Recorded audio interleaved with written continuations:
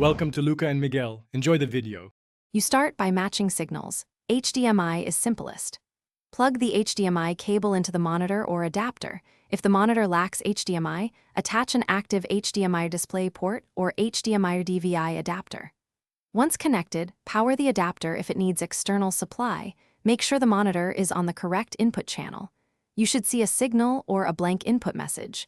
If blank, toggle inputs and check cable seating. This step ensures signal compatibility and prevents you from troubleshooting the wrong component later. Once you have a picture, configure the source device.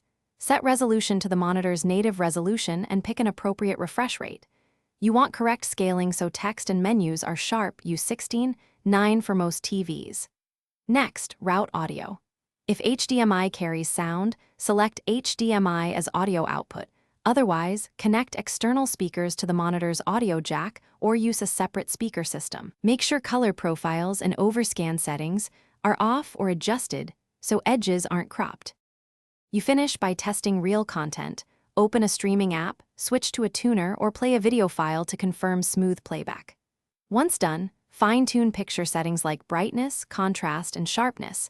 Pick a preset like movie or standard for better color. To troubleshoot, if no picture appears, swap the HDMI cable, confirm the adapter's power, and try another input device. If problems persist, update the monitor firmware or source device drivers and retry. This fixes common compatibility issues.